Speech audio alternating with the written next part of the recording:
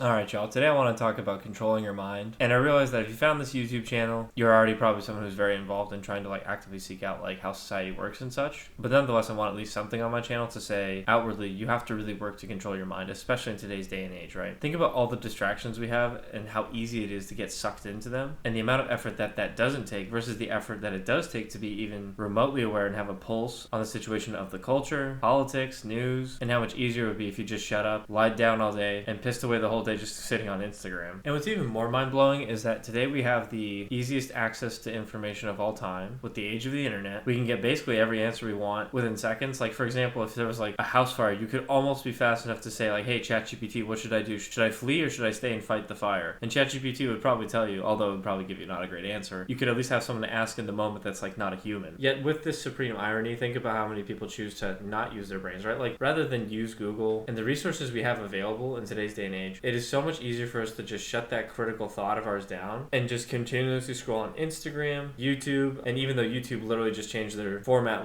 like a day ago, it still will just fire videos at you over and over again if you keep hitting the YouTube home button to refresh the feed. Now granted, they do kind of suck and have sucked for a little while now, but it's still possible. And for that reason, it's very easy to get stuck. Let's think about a drug addict, right? It's really, really hard for someone to be addicted to drugs and then try to get off of it. And the level of discomfort that's versus the level of comfort that taking another hit would provide. I mean, the amount of effort that taking that extra hit would provide is kind of like using YouTube and Instagram and Twitter and hitting refresh on all these social media traps. And also there's plenty of video games you can play as well, right? I mean, it's almost endless at this point. Now granted, a lot of video games have kind of sucked in the last few years, so nothing's really caught my attention oh my god, I want to go buy this and I have to play it. Not outwardly too much. But there's still plenty of old games that are great and you can just get sucked into it, you know? The much harder decision, of course, is to be you know what? I'm going to get rid of all this instant gratification shit in my life. I'm going to use Instagram minimally. I'm not going to use Facebook because Facebook's for boomers, of course. I'm going to hardly use Twitter. Porn's another one. And rather than do all that, I'm going to take the really, really hard path and choose to read books. Or I'm going to try to do research online and try to find out stuff about history that's not conventional. What were some things I could have learned about the French Revolution, the Industrial Revolution? How about 2,000 years ago? What about certain philosophers? The amount of thought that it even takes to get creative enough to kind of think about that versus yeah, fuck it, I'll just hit Twitter again or YouTube and see what's on. Yeah, no wonder we have a societal problem, huh? Anyway, the point of this video is not to be me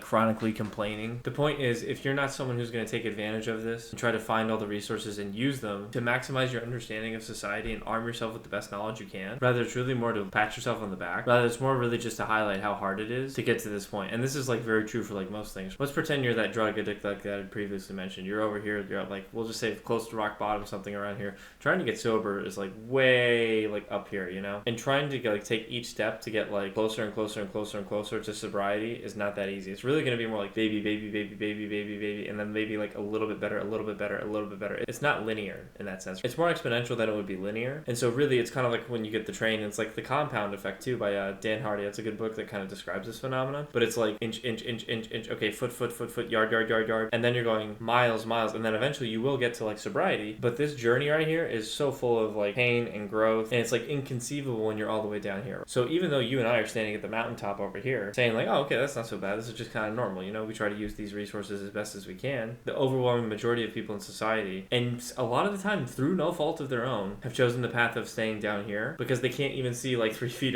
through the fog over here, you know, to be able to see this clear mountaintop. So the analogy might not be the best, but I'm sure you understand. And of course, let's not forget, once you're over here and you're kind of in the sober zone, the amount of effort you need to read books every day, try to stay informed, keep a pulse on society is almost minimal because you almost enjoy it at that point, right? You enjoy being sober. You don't have to worry about relapsing because you know at a certain point it kind of just tastes bad, you know? That gut feeling inside you will just be I'm kind of over this, you know? If you veg for too long. Anyway, the point is that it's very easy to lose your mind, and it also takes a lot more upkeep to keep your mind going and making sure that you're the owner of it rather than letting someone else or society or someone else throw all these thoughts in front of you, making you consume them in this kind of we'll just say attention economy, and then putting your focus on stuff on things that you never even really intentionally thought about or never even might have interested you, you know? So that was the point of the video. That was just to highlight how easy it is to lose your mind in today's society, and even though you and I know that once you're at the mountain peak of just upkeeping your mind, it's not that hard because you enjoy it, but it is infinitely easier to fall in the trap of social media and all this other BS that can just suck you in for years of your life, really. And trying to break the cycle can be really vicious, almost like a drug addiction.